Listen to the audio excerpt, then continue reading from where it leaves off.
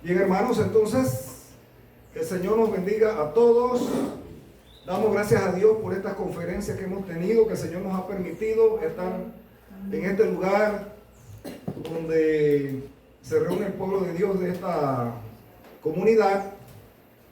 Y el Espíritu de Cristo siempre está donde dos o tres se reúnen en su nombre. Ahí está el Espíritu Santo, ahí está Cristo para dirigir, para presidir, para inspirar a cada uno que expone la palabra, a cada hermano que está profundizando en el estudio de las Sagradas Escrituras.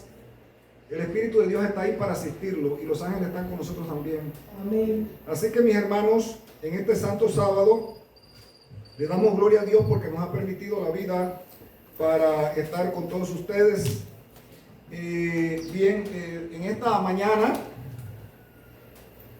vamos a iniciar nosotros, luego de haber hecho pues la lectura bíblica y la oración, con nuestro estudio. Quizás lo vamos a dividir en dos partes para las personas que nos están sintonizando en el canal Geopolítica Profética, porque esto es un estudio profundo de las Sagradas Escrituras.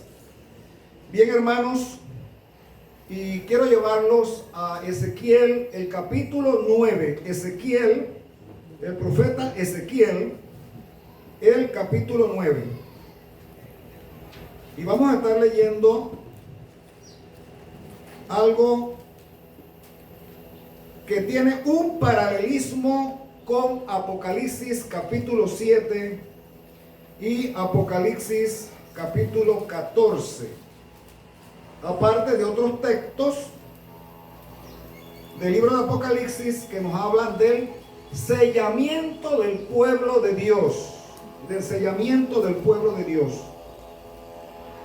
Pero nosotros en esta mañana queremos estudiar acerca del sellamiento del pueblo de Dios dentro del contexto de la realidad actual de nuestro pueblo, del pueblo adventista. Versículo 3.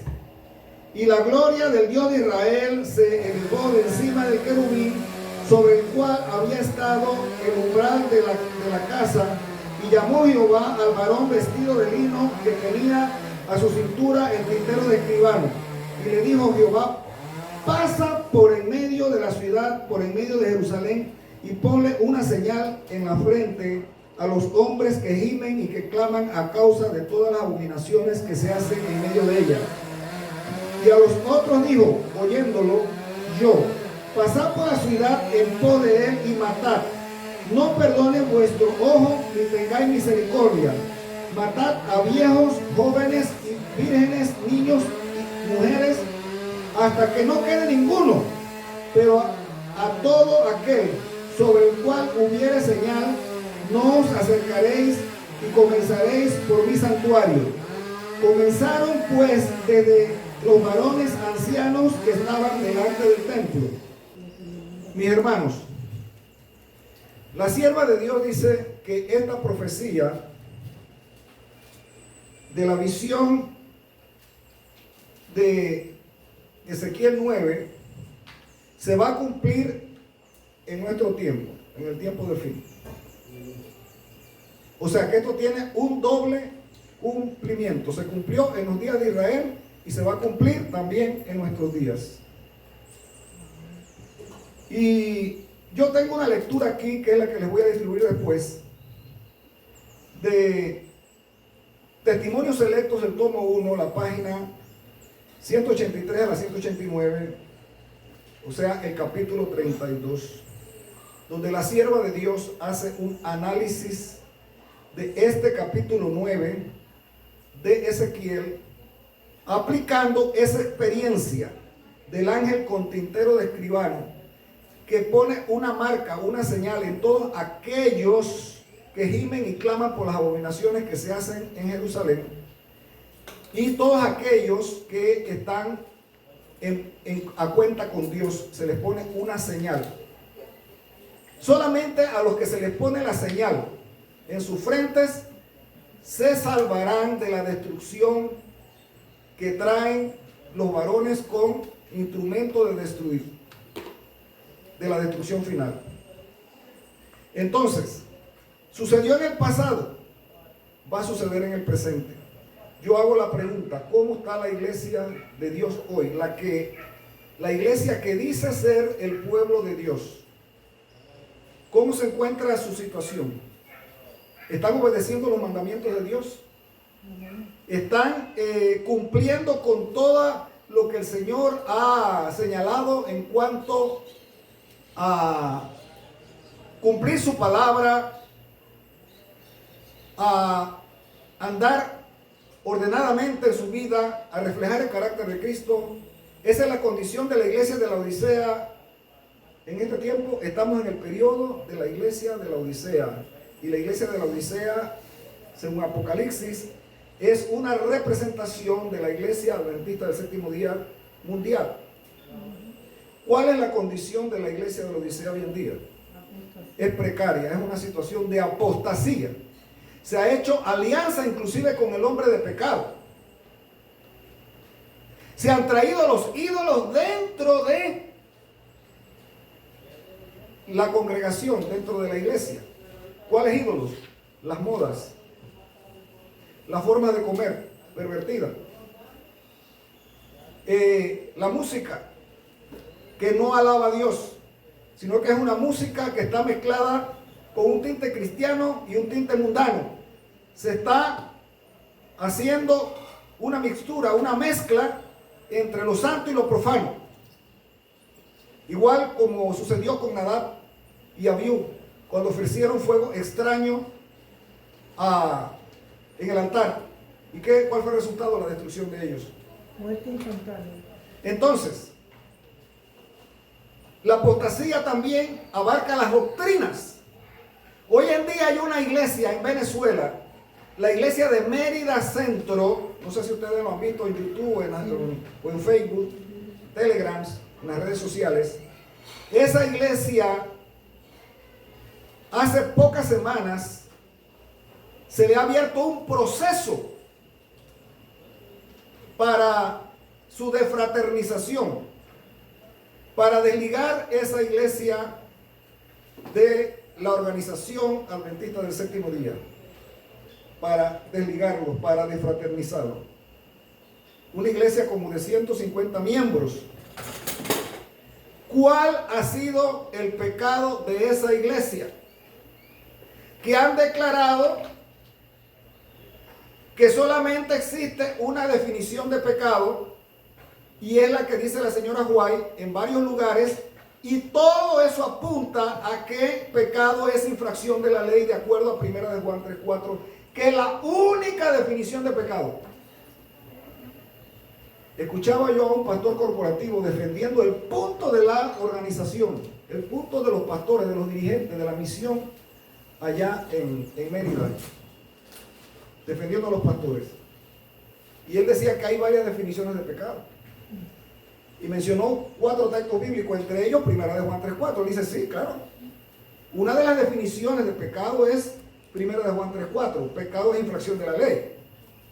Pero también existen otras definiciones. Por ejemplo, todo aquel que sabe hacer el bien y no lo hace, le es pecado. Y ahí mencionó 3 textos más. Pero resulta, mis hermanos, que cuando vamos a analizar esos otros textos, los textos están hablando del mismo punto. Pecado es infracción de la ley.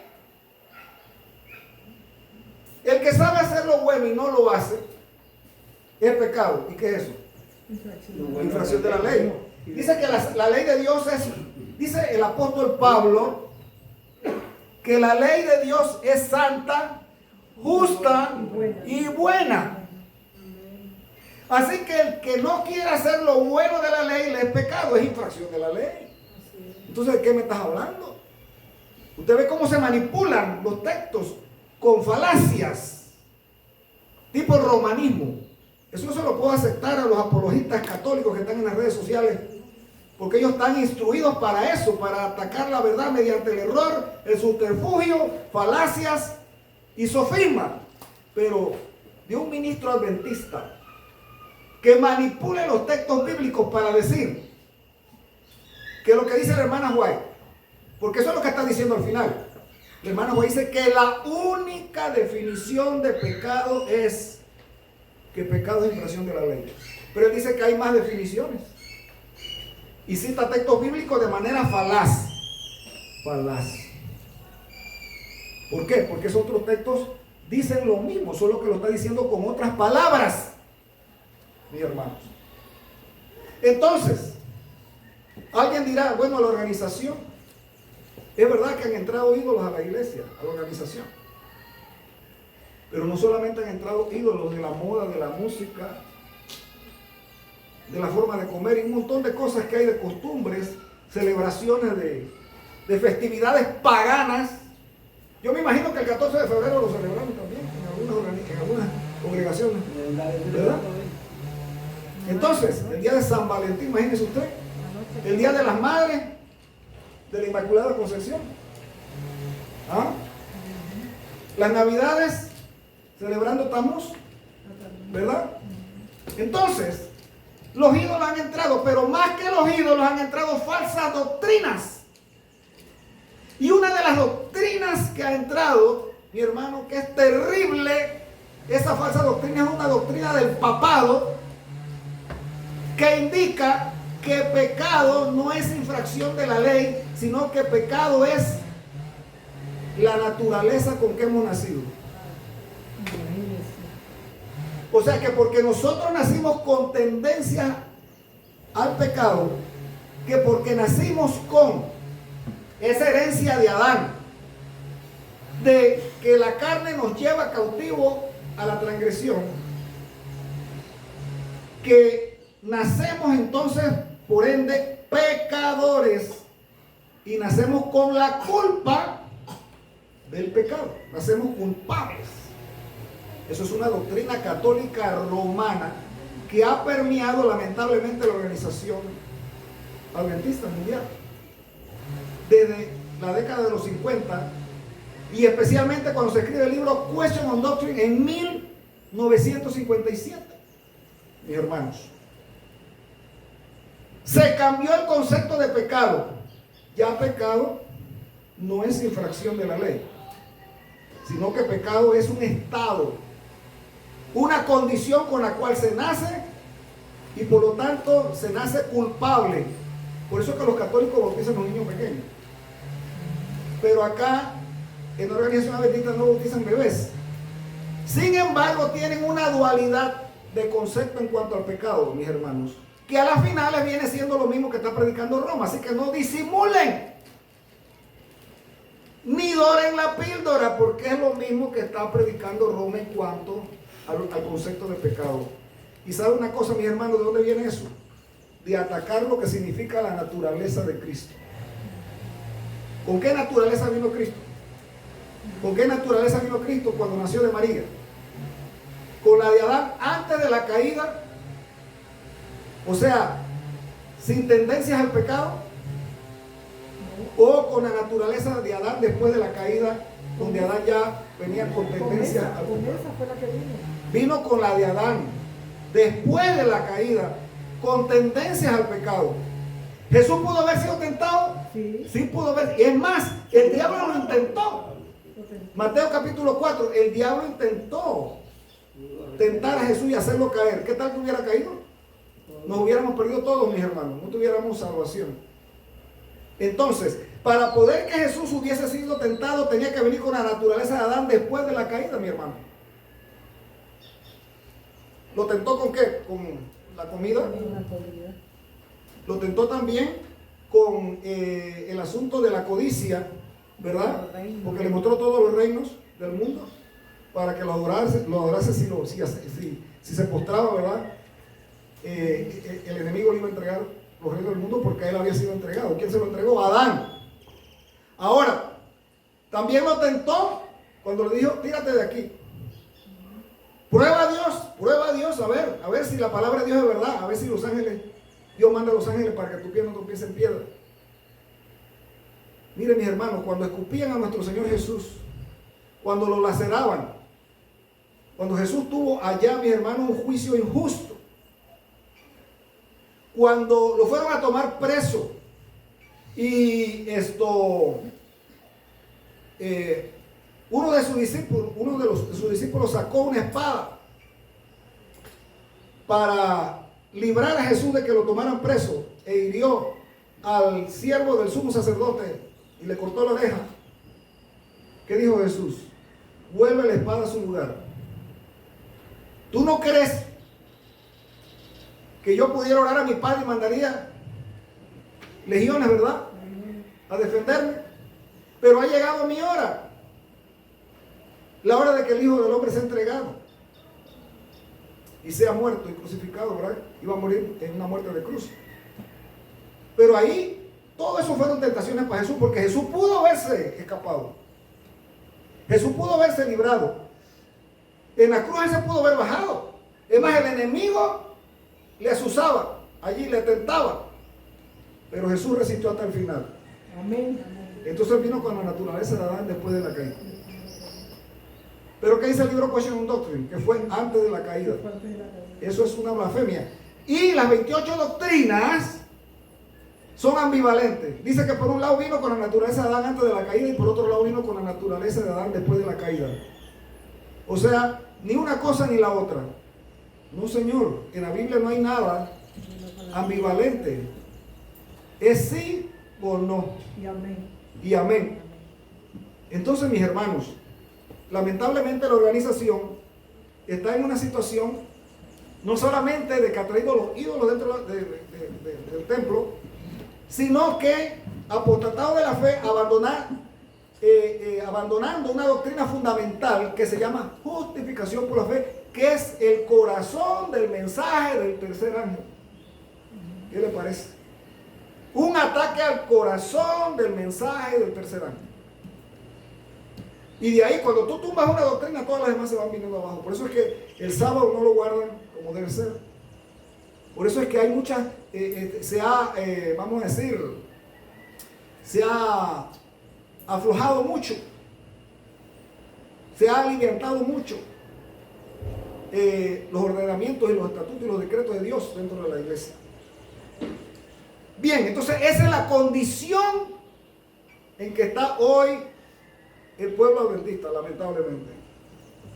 Pero se va a cumplir el capítulo 9 de Ezequiel. ¿Qué dice ese capítulo 9 de Ezequiel? Ya lo hemos leído. Que hay dos entidades aquí.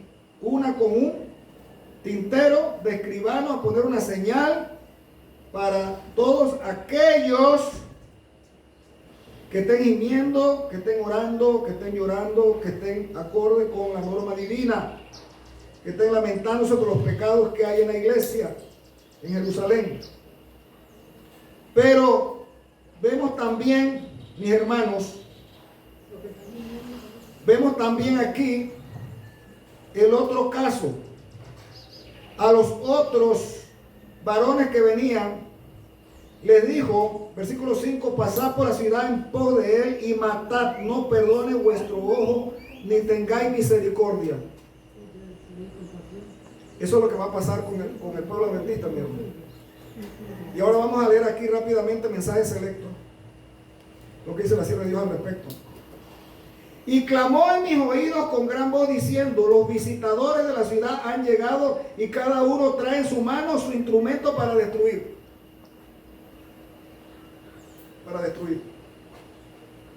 Y llamó Jehová al varón vestido de lienzos que tenía en su cintura la escribanía de escribano y díjole Jehová, pasad por medio de la ciudad, por medio de Jerusalén, y pongo una señal en la frente a los hombres que gimen y claman a causa de todas las abominaciones que se hacen en medio de ella. Y a los otros dijo a mis oídos, pasad por la ciudad todo de él y herid, no perdone vuestro ojo, ni tengáis misericordia. Matad viejos, mozos, vírgenes, niños y mujeres, hasta que no quede ninguno, mas a todo aquel sobre el cual hubiese señal, no llegaréis, y habéis de comenzar desde mi santuario. Comenzaron pues desde los varones ancianos que estaban delante del templo. ¡Qué terrible! Es el versículo 3 al 6 del capítulo 9 de Ezequiel. ¡Qué terrible! Dice que el juicio iba a comenzar por mi templo. Estamos viviendo el fin de los tiempos, mis hermanos. Amén. ¿Por dónde va a comenzar el juicio? ¿Por dónde se va a ir cerrando la gracia? Por la casa de Dios. Por los adventistas, por la casa de Dios. Y eso va por ahí de menos, o de más a menos, o de menos a más, de menos a más. Primero, ¿quiénes son los menos? ¿Cuáles son los menos? Los dirigentes. Los líderes. Dice, comenzaréis por mi santuario. Dice, comenzaron los varones, estos varones que estaban destruyendo, ¿verdad? Por los ancianos que estaban delante del templo. ¿Quiénes son los ancianos, mis hermanos? Los pastores, los presidentes de las conferencias, los dirigentes, los predicadores como nosotros, los ancianos. Hermano Daniel, usted que dirige la hermana Ada y los hermanos acá que dirigen estos grupos, nosotros estamos en primera lista, ¿eh? Estamos en primera plana. Ah, no, pero vamos a esperar que venga la ley dominical, que allá decreten en Estados Unidos, pero entonces yo ir a correr a orar, a ayunar y a arreglar mi vida. Cuidadito que ya nuestro nombre pasó por revisión. Y es tarde. Cuidado. No juguemos con nuestra salvación. Hoy es el día aceptable, decíamos anoche. Hoy es el día de la salvación. Dice, el Señor decreta otro día. Hoy. No, hermano, es mañana, domingo, o el lunes. No, es hoy. Es hoy. Hebreos 4, capítulo 4 y el capítulo 3 y 4. Mis hermanos, comenzaréis por los ancianos. Jesús está a punto de dejar el propiciatorio del santuario celeste para revestirse de la túnica de venganza y derramar la ira de su juicio sobre quienes no han respondido a la luz que les dio Dios. Porque no se ejecuta luego la sentencia sobre la mala obra. El corazón de los hijos de los hombres está en ellos lleno para hacer mal. Eclesiastés 8:11. Los que no temen a Dios ni aman la verdad, endurecen su corazón en su mala conducta en vez de abandonarlo. Al ver la paciencia y la longanimidad del Señor, tienen para con ellos. Pero aún la longanimidad divina tiene límites y muchos los exceden. Propasan los límites de la gracia y por lo tanto Dios debe intervenir y vindicar su honor. Lamentablemente, aún en el adventismo el séptimo día, hay hermanos que están jugando con Dios, que están jugando a la religión. Hablando de los amorreos, el Señor dijo, en la cuarta generación volverán acá, porque aún no está cumplida la maldad del amorreo hasta aquí. Aunque esta nación se distinguía por su idolatría, los amorreos, ¿verdad? Todavía la copa de su iniquidad, y Dios no quería ordenar su completa destrucción de los amorreos. Porque hay un momento, mire, Dios tolera y tolera y tolera, pero hay un momento que se colma la copa y se derrama. Y viene entonces la ira de Dios. Aquel pueblo, los amorreos, había de ver el poder divino manifestado de señalada manera, a fin de quedar sin excusa. El compasivo creador estaba dispuesto a soportar su iniquidad hasta la cuarta generación. Mire usted, ¿hasta cuándo iba a soportar la iniquidad? Hasta la cuarta generación. Hay gente que dice, mira, hay gente que hace maldad en el mundo, mi hermano, y no les pasa nada. Yo dice, pero bueno, ¿y por qué esa persona, mira lo malvado que es y mira cómo prospera? No le pasa nada. Mis hermanos, Dios tiene tolerancia con las personas, solamente Dios sabe por qué lo tolera. Pero va a llegar un momento, lo puede tolerar a él, tolera a sus hijos, a su nieto, pero a su bisnieto, entonces allá van las consecuencias.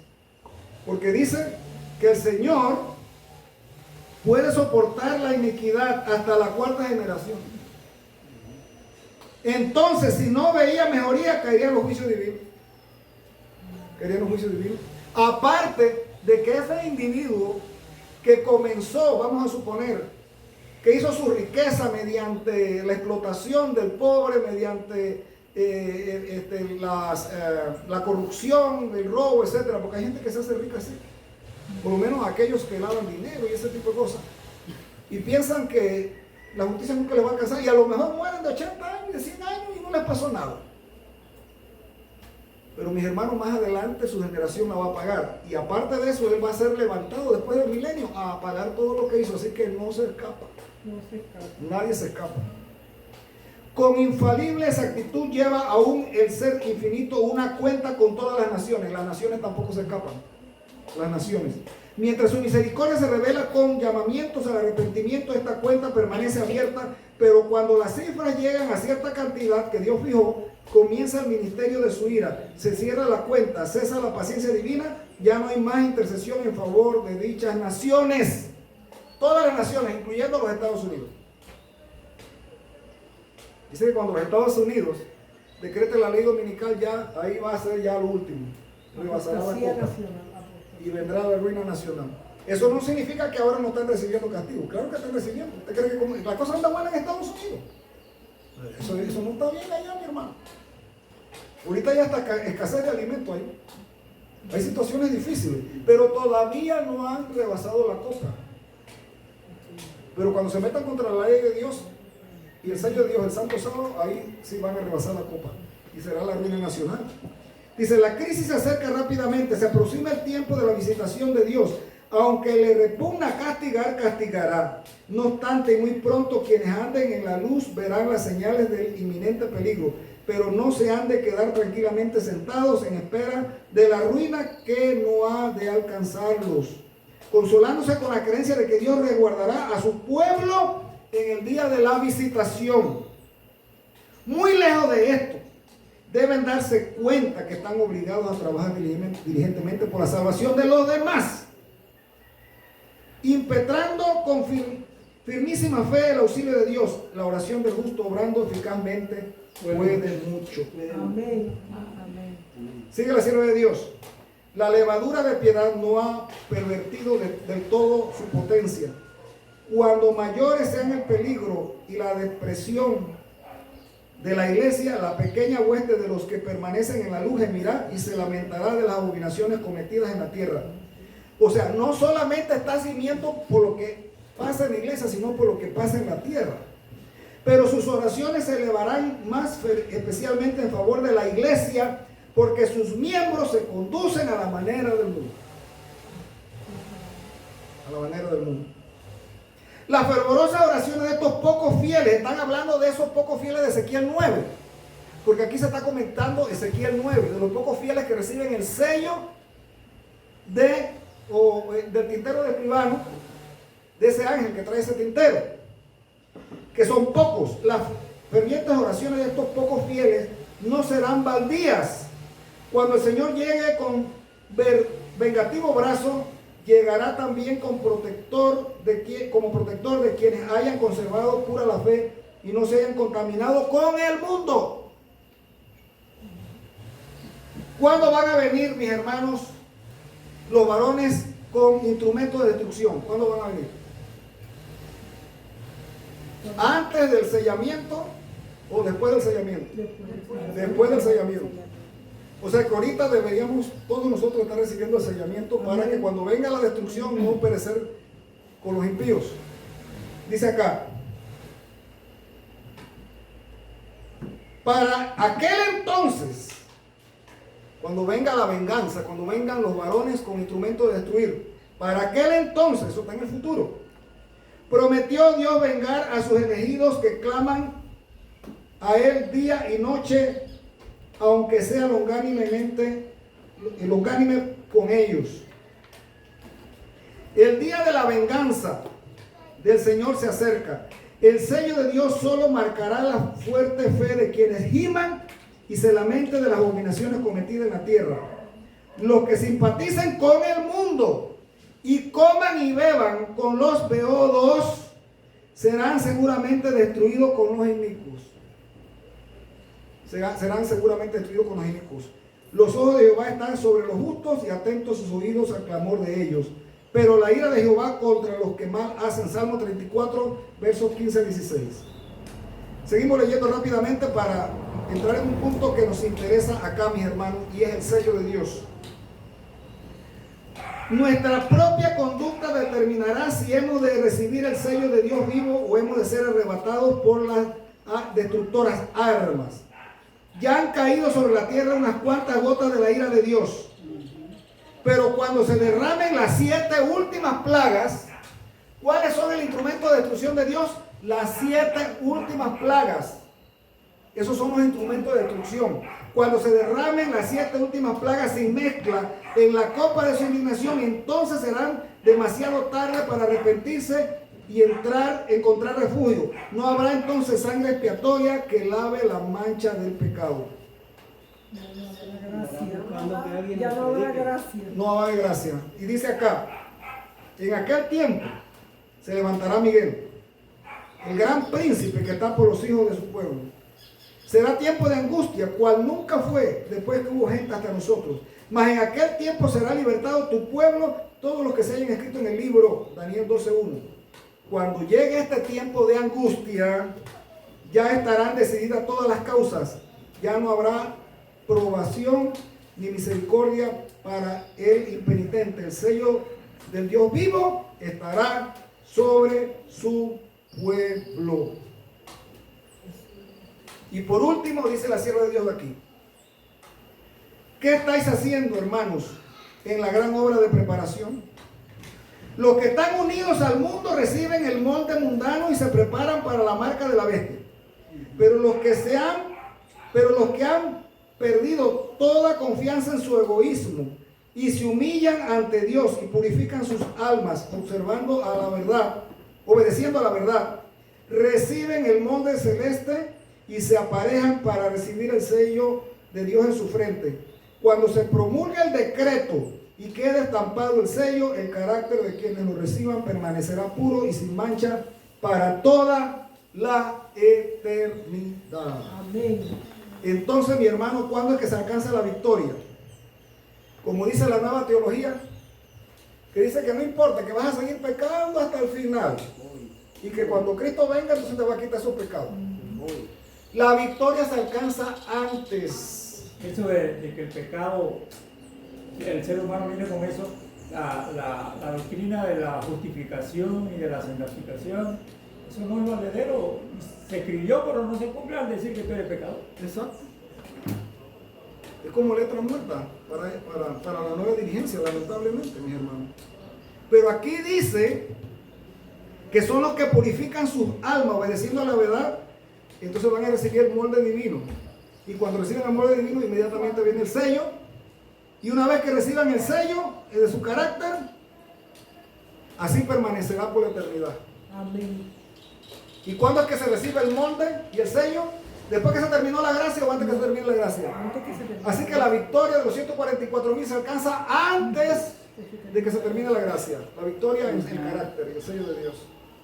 Entonces, con esto de Ezequiel capítulo 9, mis hermanos, que habla de un sello, de un tintero, de un ángel con tintero de escribano y que pone un sello, una señal, en una minoría que está en la iglesia, que son los que claman y se lamentan por los pecados que hay en el pueblo de Dios y en el mundo, y que son los que están luchando para arreglar su carácter, el molde que Dios quiere en ellos, reflejar a Cristo en su vida, y que van a recibir ese sello de ese ángel que va con tintero de escribano, y que no van a ser destruidos por los varones que llevan los instrumentos de matar, que significa las plagas, las 7 plagas, últimas plagas. ¿Qué es lo que está sellando el ángel en la frente de esta minoría, de este pequeño grupo, de este remanente? Está sellando lo que dice Isaías 8:16. Vamos a leer Isaías 8:16. 8:16. Isaías 8:16. Dice la palabra de Dios: ata el testimonio, sella la ley entre mis discípulos. Vamos a leer Éxodo 31:17. Éxodo 31:17. Éxodo 31:17. Dice así la palabra de Dios: siempre entre mí y los hijos de Israel. Porque en 6 días hizo Jehová los cielos y la tierra, y en el 7º día cesó y reposó. ¿A qué se refiere? Se refiere al día sábado como una señal. Ese es el contexto. Y ese es el 4.º mandamiento de la ley de Dios. Por lo tanto, es un sello o una señal. ¿Y a dónde se encuentra ese sello y esa señal? Se encuentra en la ley. Por eso Isaías 8:16 dice: ata el testimonio, sella la ley entre mis discípulos. Y en la ley de Dios entonces se encuentra el sello. ¿Cuál es? Hemos leído aquí en Éxodo 31:17, y podemos leer los versículos anteriores que se refieren a el Shabbat, el sábado. El 4.º mandamiento de esa ley, que está sellada en nuestra frente, entre los discípulos. Entre los discípulos. Muy bien. Entonces, mis hermanos, yo quiero llevarlos a Mateo 5:17. Vamos a hacer un estudio de esto aquí por el tiempo que nos resta. No vamos a tomar tanto tiempo tampoco, pero es importante esto, mis hermanos. Vamos a profundizar sobre esa ley, sobre ese sello. Sella la ley entre mis discípulos. Ahora vamos a esto.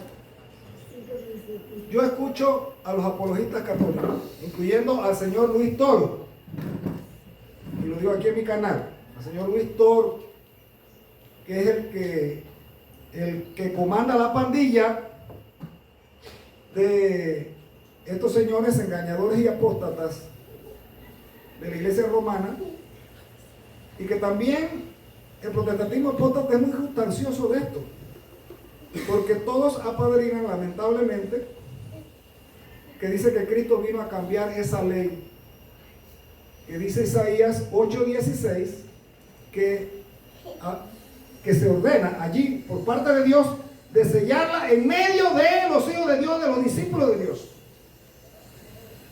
Dios está diciendo en Isaías 8:16 que se selle la ley en medio de mis discípulos. Ata el testimonio. No solamente séllalo, sino átalo, amárralo entre mis discípulos.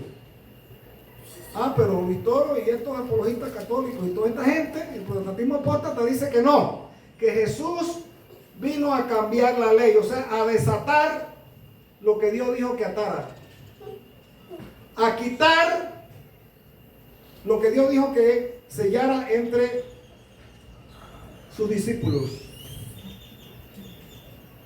Y mis hermanos, la palabra dice que los mentirosos no entrarán al reino de los cielos. No entrarán. Pero lo que yo me encuentro acá, mis hermanos, no es que Jesús vino a cambiar ninguna ley. Más bien Jesús vino a reafirmar y a atar y a sellar la ley entre los discípulos, conforme Isaías 8:16. Jesús vino a cumplir lo que Isaías 8:16 está diciendo: ata el testimonio, sella la ley entre mis discípulos, entre mi pueblo. Y vamos, esto lo podemos demostrar de muchas maneras, pero vamos a tomar un punto clave donde Jesús declara de una manera enfática que Él no vino a quitar esa ley, ni a abrogarla, ni a darle su fin, sino más bien todo lo contrario, a cumplirla. Pero vamos a ver cómo es esto. Mateo 5:17 dice: no penséis que he venido para abrogar la ley o los profetas. No he venido para abrogar, sino para cumplir. Pero vayámonos al idioma original, mis hermanos, porque lamentablemente las versiones bíblicas en otros idiomas que no es el griego o el hebreo vierten muchas veces lo que está escrito en los originales de una forma que no es muy clara. Entonces queremos ir para allá. ¿Qué es lo que quiso decir Jesús con esto? No penséis que he venido a abrogar. No he venido a abrogar. En primer lugar, mis hermanos, vamos a hacernos una pregunta aquí. ¿Qué significa abrogar? ¿Qué significa abrogar en la expresión original? ¿Qué significa abrogar en la versión original del griego?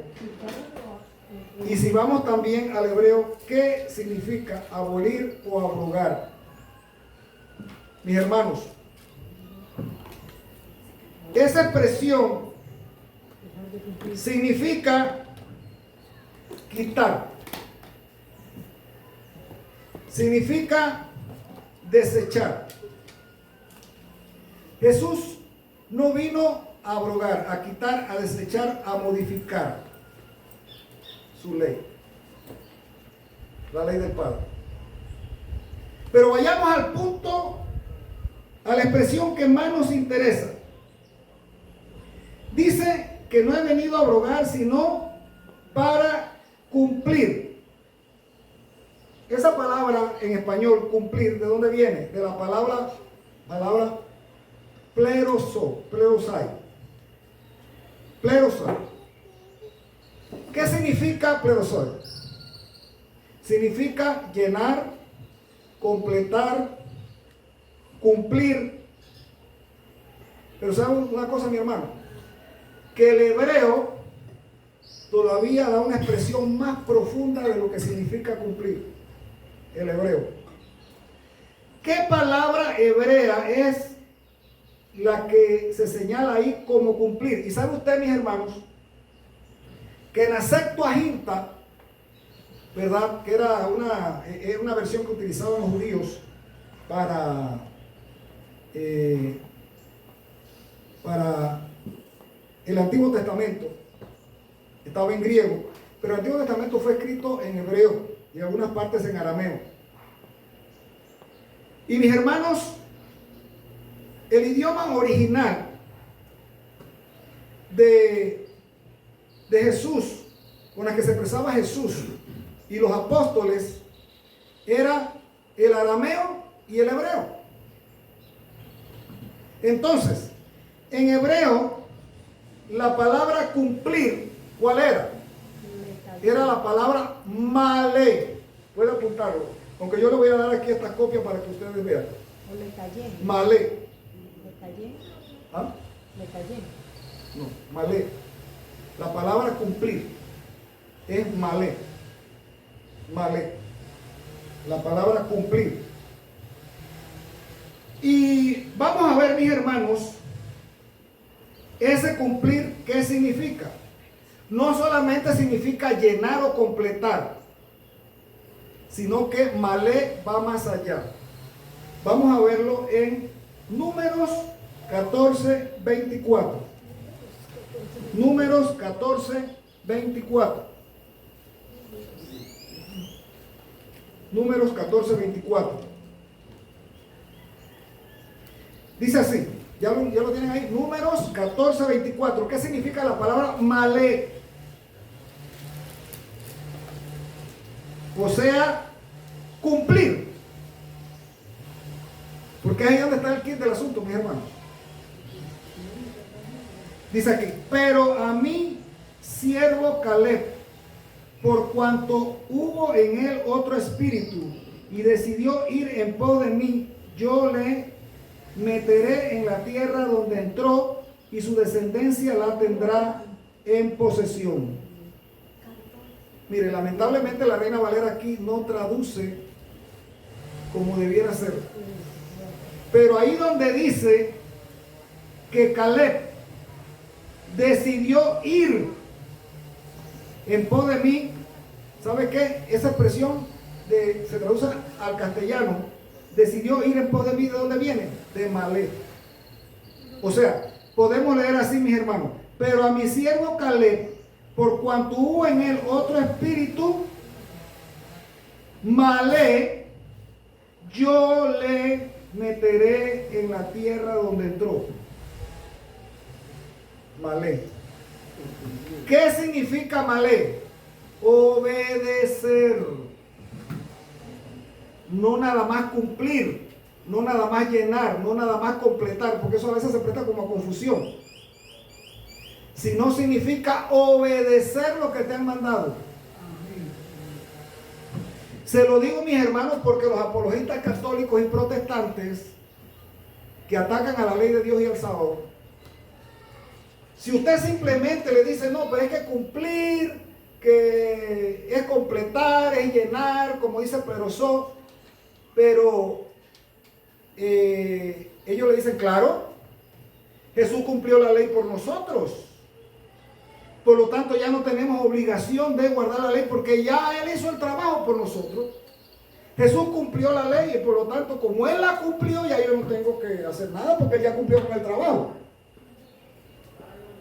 Es como quien dice, usted le dice, hermana Ada, le dice a, digamos, el hermano Daniel, oiga, hermano Daniel, hágame el favor y me limpia toda esta casa. Me la barre y me la trapea, por favor, que está un poco sucia. ¿Usted cree que puede hacérmelo? Y dice el hermano, sí, yo voy a hacerlo. Cuando usted llega, entonces, hermano, ¿cómo le fue? Y el hermano Daniel le dice, bueno, ya cumplí con la limpieza de la casa. Y usted dice, bueno, gracias a Dios yo no tengo que hacer eso. Ya el hermano cumplió por mí, ya yo no tengo que limpiar la casa. Eso no es lo que quiso decir Jesús cuando dijo que Él vino a cumplir la ley. O sea, que Él la cumplió para que usted no la cumpla. Eso no, pero eso es lo que dicen los evangélicos, lo que dice la historia y lo que dicen esos apologistas católicos, mis hermanos. Pero cuando profundizamos un poquito más en la palabra hebrea, no en la griega, aunque por la griega también nos podemos ir, pero vamos al hebreo. La palabra malé significa no solamente completar un trabajo, llenar algo que estaba incompleto, sino que significa obedecer. Obedecer. Dice aquí que Caleb obedeció y por lo tanto Dios lo introdujo en la tierra de Canaán, porque obedeció. Entonces, ¿qué quiso decir Jesús? No he venido a quitar la ley, sino he venido a obedecerla. La palabra tiene que utilizar ahí. Pero vamos a ver si nosotros también tenemos que obedecerla. Vamos para allá, mi hermano. Primera de Reyes 11:6. Primera de Reyes 11:6.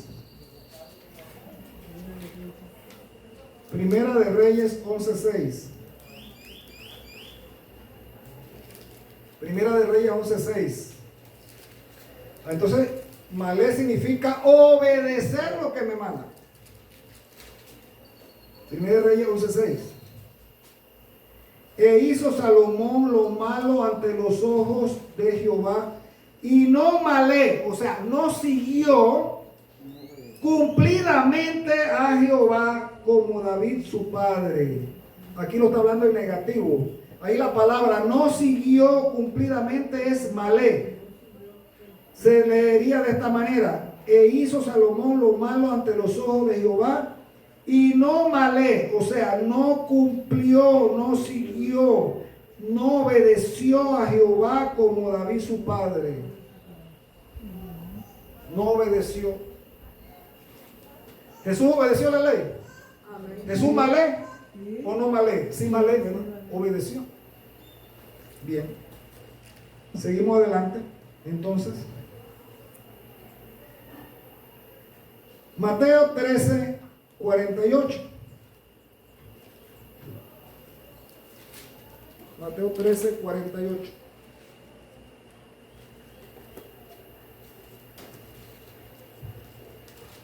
Dice acá,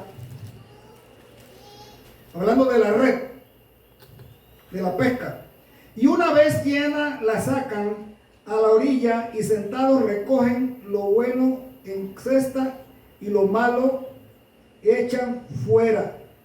Ahí donde dice, y una vez llena, o sea, y una vez malé. Una vez completada, una vez llena, la cesta. Ahí lo está hablando en el sentido de llenar, en el sentido de llenar. Todas esas versiones son válidas.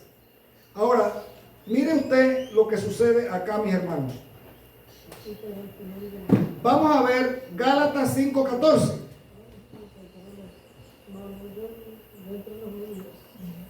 Gálatas 5:14. Dice así.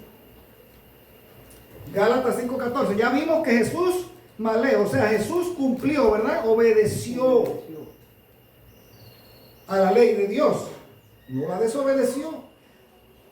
Ahora vamos a ver si nosotros tenemos que obedecerla. Veamos. Gálatas 5:14. Porque toda la ley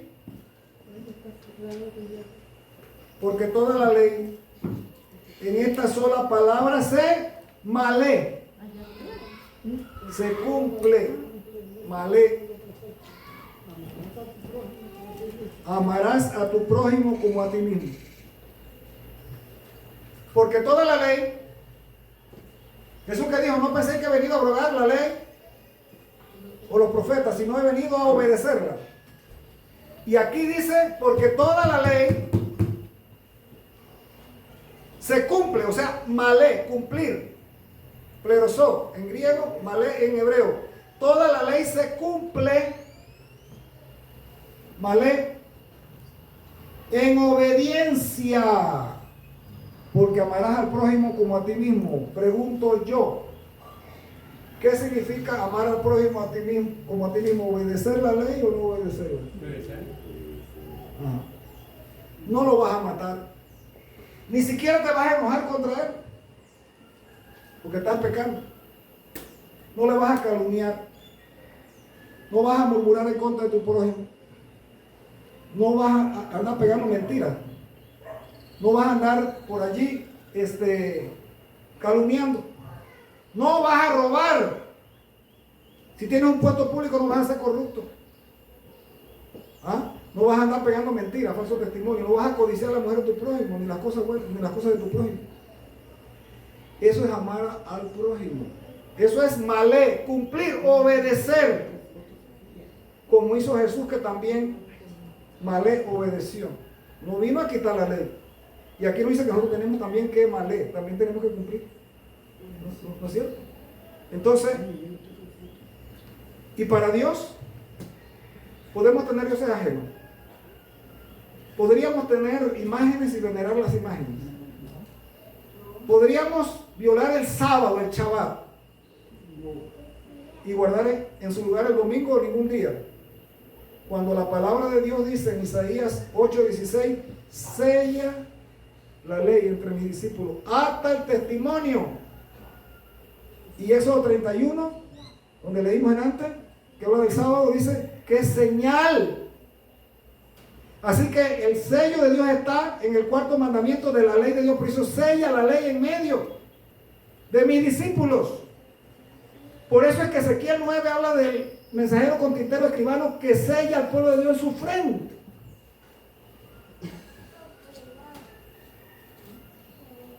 Bien, sigamos adelante, mis hermanos. Cumplir Romanos 13:8. Romanos 13:8. Romanos 13:8. 13:8.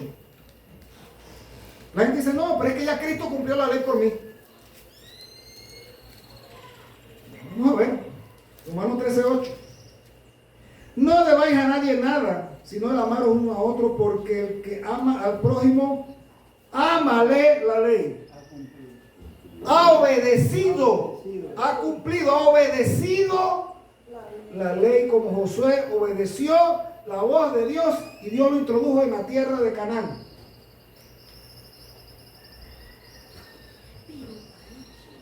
Así que, mis hermanos, es una prueba tremenda de la vigencia de la ley de Dios. Es el momento de permitir al Espíritu Santo que selle su ley en nuestras vidas, en nuestro corazón. Que ese malé, que ese cumplimiento, que esa obediencia, que ese atender a la voz de Dios, Así como Jesús no vino a quitar o abrogar la ley, sino que vino a obedecerla, a Malé, a obedecerla. Así como Josué obedeció a la ley, a la voz de Dios, y fue introducido a la tierra que Dios le había prometido que le daría a Israel. Y así mismo, como dice Gálatas y como dice Romanos, el libro de Romanos, que nosotros también estamos obligados por amor de Cristo a Malé, cumplir con esa ley. Que el Señor te guarde y el Señor te bendiga, mis hermanos. Esperamos que el Señor entre a tu corazón, que tú le permitas que entre en tu corazón. Amén. Y que selle la ley en tu vida, en tu mente, para que seas acreedor a la vida eterna. Amén. Cristo viene pronto, mis hermanos. Amén. Que el Señor te bendiga. Amén.